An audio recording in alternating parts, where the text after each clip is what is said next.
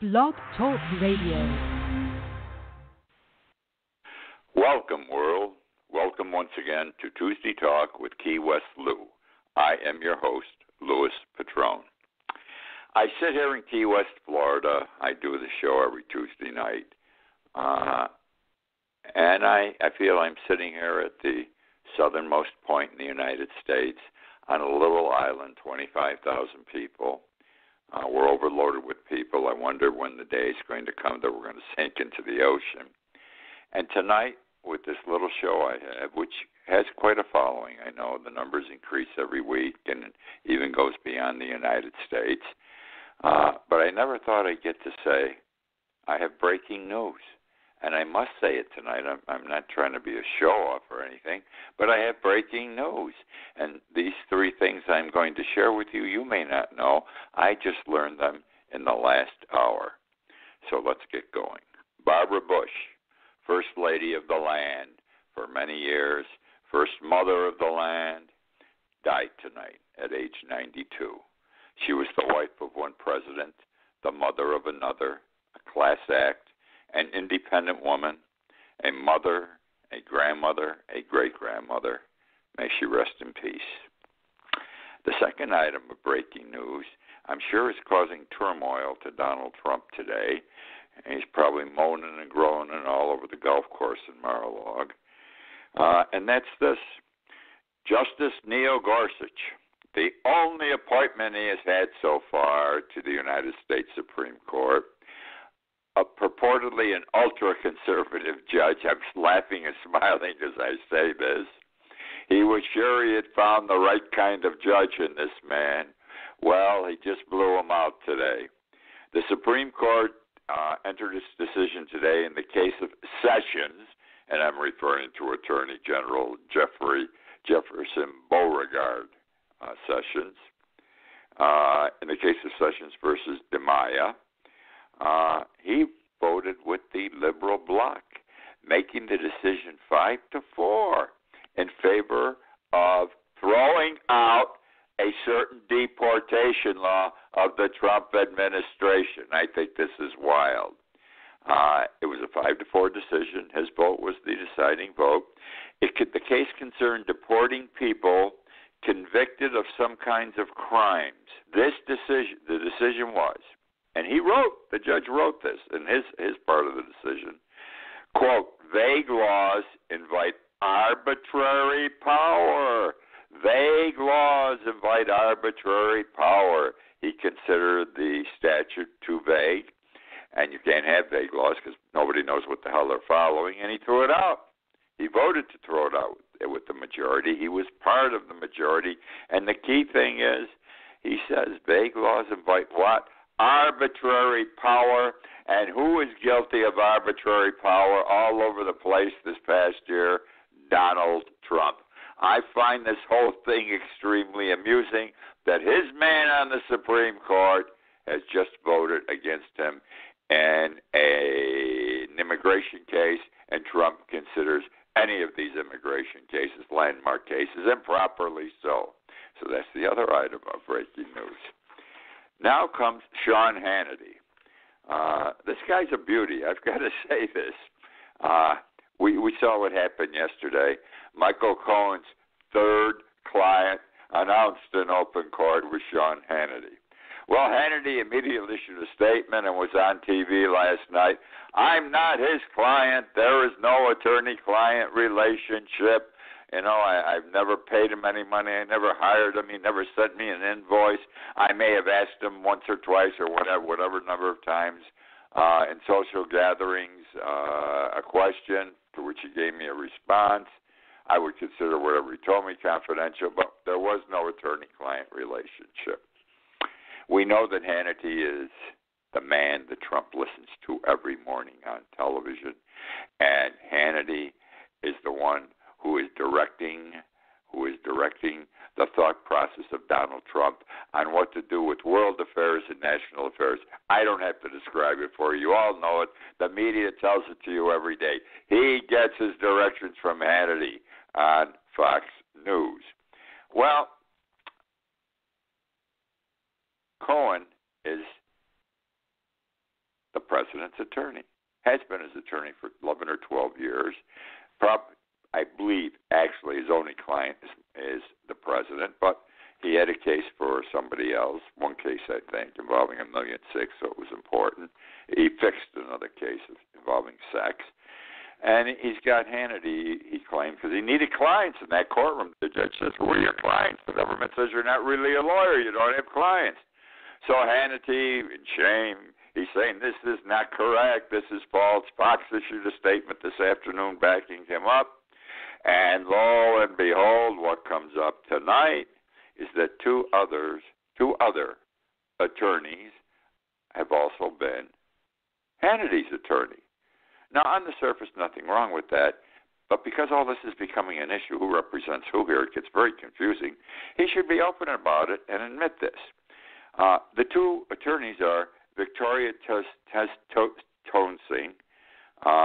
She's the lawyer who just got Scooter Libby the pardon, and she and her husband, Joseph DiGenova, were considered for the Trump team a couple of weeks ago and then had conflicts of interest and could not directly work on the case involving Mueller, but are still doing work, as I understand it, for the president in other areas.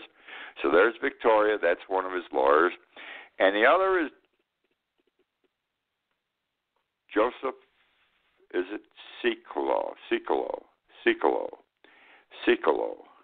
And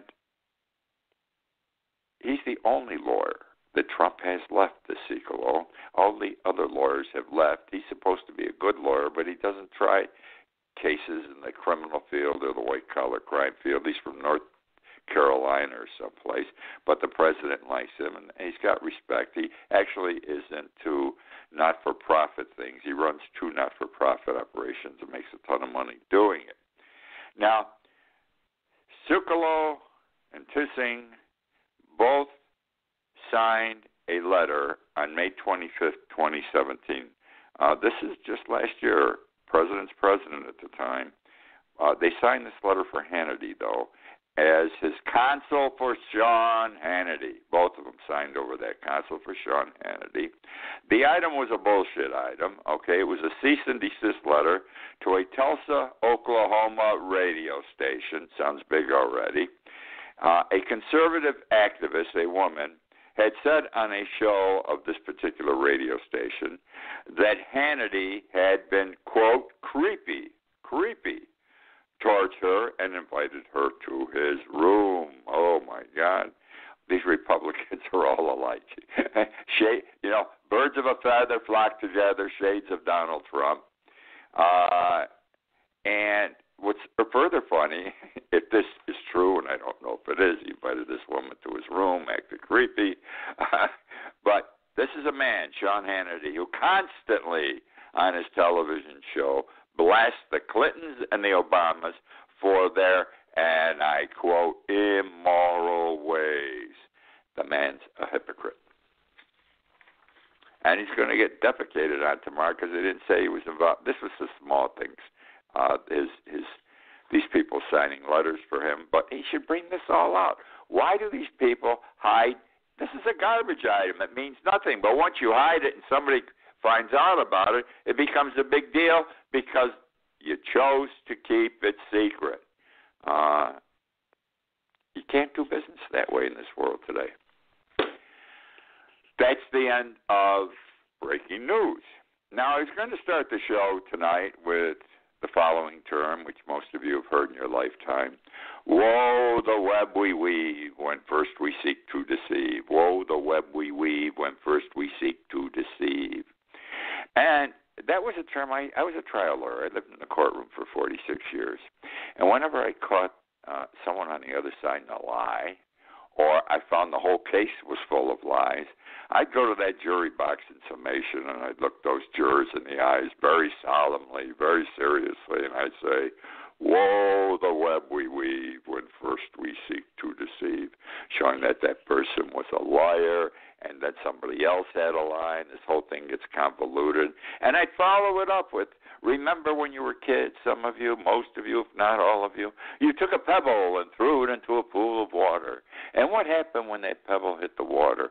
A little circle formed around it, and then another circle around that circle, and a circle around that circle, and the circles got bigger and bigger and bigger. Because when you lie, you have to tell another lie to cover that lie, and then a bigger lie and a bigger liar. Each bigger circle represented the bigger lie to cover the initial lie. And when I did that, I was thinking Donald Trump, he lies all the time.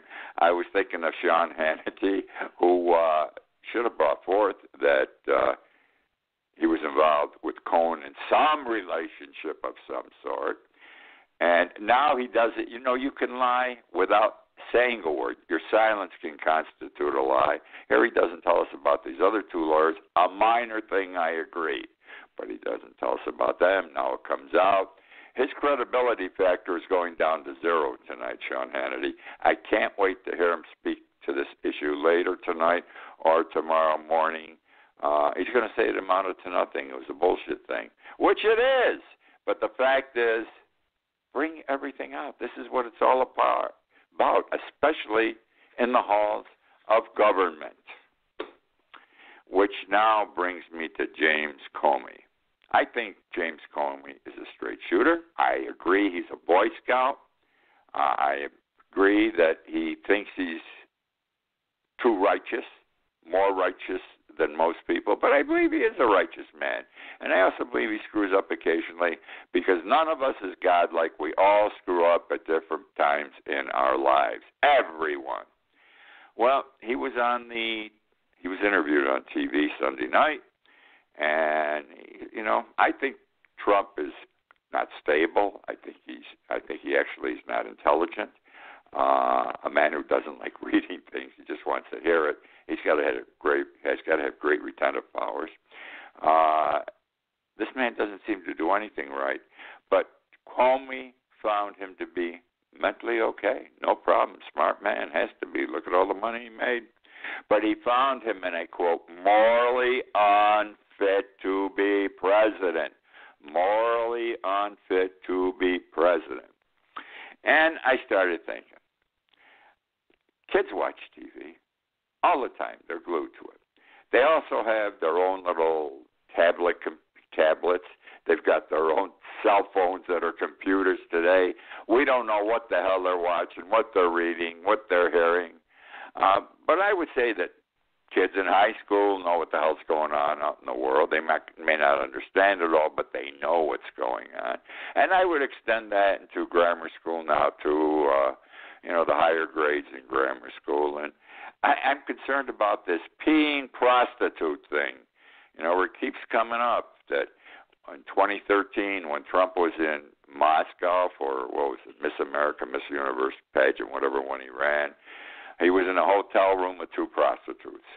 Well, everyone in Russia knows, but Trump, who knows everything, didn't know this, that whenever dignitaries from another country came to Russia, they were bugged in their hotel room. They were videotaped. And he had two prostitutes.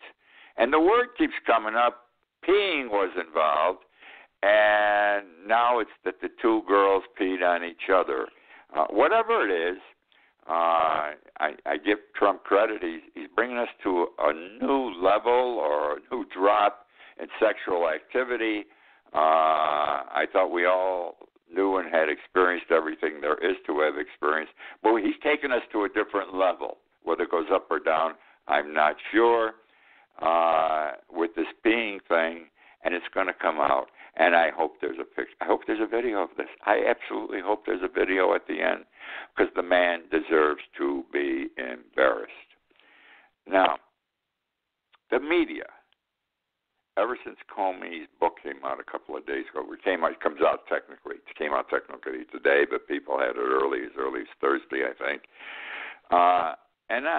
In the media the past few days, the reporters who normally I support on the liberal side, of course, they're out there and they're trying to tell the truth, and we're becoming aware of a lot of things that we didn't know about Trump and our government. Well, they're on Comey's ass because apparently he said 3 or 4 times in the book he made fun of Donald Trump. He had a small hand. His face was like orange. I don't blame the guy. Trump defecated on him, and he wants to get his, he wants to get his punches in here. His book, let him do what he wants, but it was not the whole book. This book is, from what I understand, is full of all kinds of great information, interesting information. What am I trying to say, though? What the hell are all these reporters dwelling on this issue for the last 3 or 4 days? How Comey should not have conducted himself as he said. He should not have said what he said about Trump. When Donald Trump, in the last 3 years, has blasphemed half the world. He took on the Pope. He took on that Muslim family where they're Americans. The father's a doctor. They lost a son in one of the wars. He takes everybody on. He craps all over them. He's not nice when he does it. And they talk about it at the time. But now if they want to talk about who says bad things about people, demeaning things, bring up what Trump said all these times. There's got to be at least 50 of these things out there instead of the 3 or 4 Comey had. And they're drumming it every day like they have nothing else to report. Makes me wonder if what Trump says about the media is correct. I not really, but I do. It does make me wonder because they're wasting their time on this. It's pure garbage. Which now brings me to Trump Tower in New York. Donald Trump built Trump Tower in 1984. He opened it in 84. It's, I don't know, it's 60, 70 floors high. There was a fire 2 weeks ago on the 50th floor. It was limited to one apartment, interestingly. One person died. 6 firefighters were injured. No sprinkler system in the building. No sprinkler system. Well, you can't blame Donald Trump initially for that because the New York City building codes did not require a sprinkler system in buildings of this size. This reminds me of Towering Inferno. You didn't need them. And it wasn't until the late 1990s that the city code was amended to provide that you have to have sprinkler systems.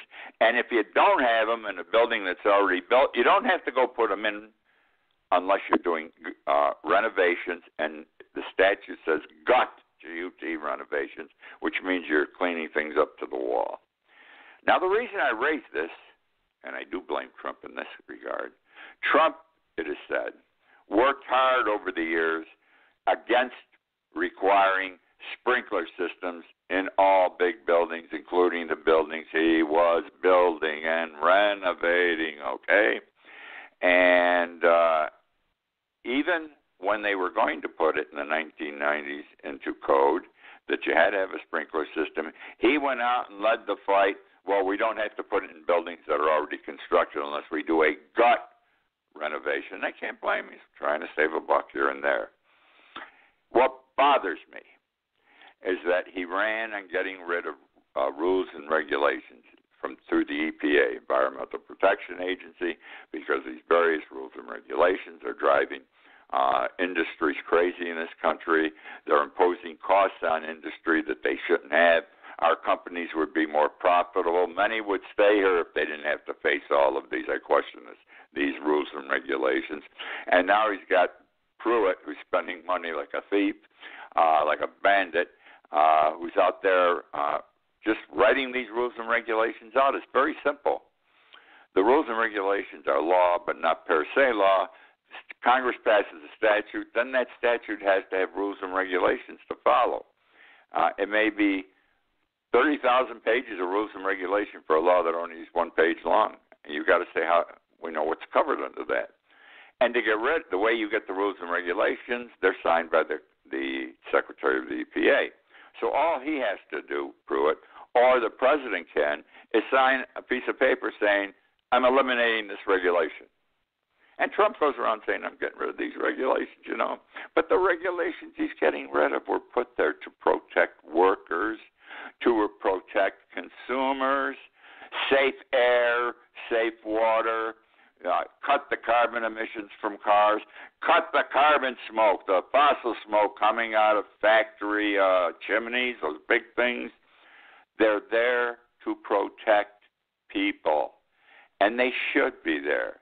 But just as he was against sprinkler systems in the buildings in New York for money reasons, for his business. He's against them for business people as president because he wants to save them money, make more money, not understanding that these rules and regulations were placed there to protect the American public, to protect the people working in those particular industries. Okay? So the corporations are making more money, he says, because we're getting rid of these rules and regulations.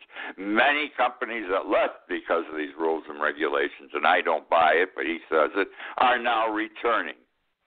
And the corporations are making more money. They're making more money already as a result of this. They're endangering our lives in the meantime. Which now brings me to, this is sad. Guess who's going to visit Key West Thursday? Donald Trump. I don't understand why he's coming. He's coming to Key West only for 2 hours. He's flying in to Boca Chica, the Naval Air Base 10 miles outside of Key West. He's getting in a caravan. He's going to drive into Key West, and he's going to the Truman waterfront. May Truman not turn over in his grave. I know this is terrible what I'm saying. I'm being like James Comey. But who the hell wants him here? There are people that want him. He's the President of the United States. I just don't like the guy. I think he's getting us in deeper and deeper trouble, and I'm afraid we're going to end up in a war someplace. Anyhow, he's coming down to visit the Joint Interagency Task Force South. Big words. Joint Interagency Task Force South. What are they involved in? It's a military group, everybody, Coast Guard, Air Force, Navy, that are an anti-drug smuggling center, anti-smuggling center, especially for drugs. I knew a lieutenant colonel 15 years ago. I knew him 10 years ago. I knew him 5 years ago until he retired. Now he moved to New Orleans, who was involved with this. He worked there for years. And they did a good job. They were against smuggling, especially involved drugs, from Miami all the way south to South America and back. Now, I'm not quite sure why he's going there. He's only spending 2 hours. He's probably going to say they're keeping the immigrants out. That was one of their responsibilities. They're keeping the drugs out, and these people are doing a better job because of me. We are keeping out more people over the waters. We are keeping out more drugs over the waters because this group is doing a better job under my administration. Mark my words. He's a blowhard. Now, a little sad news, maybe a little good news. You won't have me to put up with next week. There will be no show next week.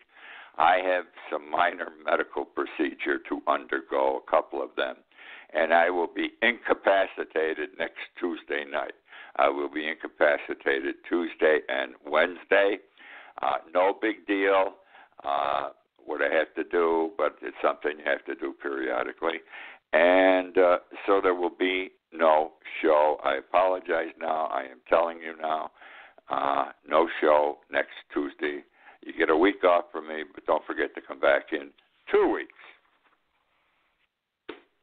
We are told that our workforce in the United States today is the most productive, the best educated, most productive in history, best educated in history, and unemployment is at an all-time low. I agree with everything. Our working people are productive, they are educated, and very well educated, and unemployment's what, 4.1%. I don't remember when we were down that low before. Good job. I don't know if he's responsible for all this, but good job. The only trouble is wages have been stagnated for 20 years. You know, corporate America is making more money. The people are getting more work out, working for a lower wage. People get educations, college educations, and they're working for, some work in McDonald's, they can't get jobs, but most are working not at college graduate level pay, all right? So unemployment is low. Women still work. Men here in Key West work 2 or 3 jobs. Women work a couple of jobs to support their families while their husbands are working also. Necessity of life. Why are wages still stagnant after 20 years? because the rich have gotten richer, especially now under the Trump administration, while the poor get poorer. Trump's concern is for the rich all the time. It's not for the working person. Think about it, my friends. And that's why your wages are stagnant and continue to be stagnant. I want to tell you about a beautiful automobile, the Ford Mustang.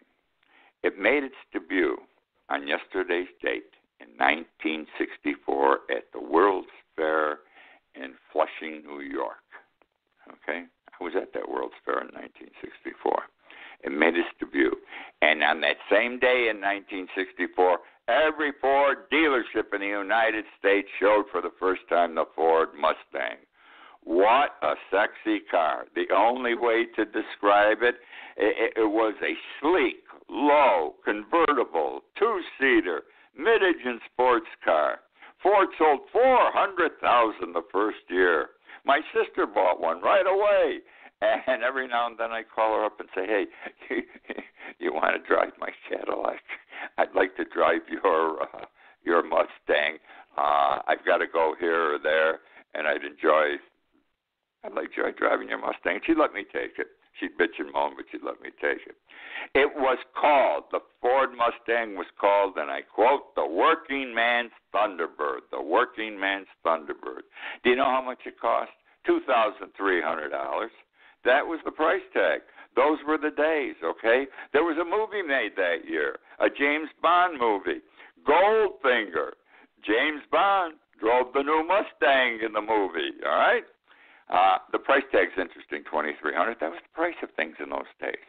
I bought my first new Cadillac in 1968. First new Cadillac. I was so excited. I never thought I'd ever own a Cadillac. I'd been practicing law 8 years. I went. I got a Fleetwood Brougham, 4 doors, black leather top, gray body. I still see that car. And I paid $8,400 for it, brand new. And the better thing was I paid cash. I had the money in the bank to pay for it.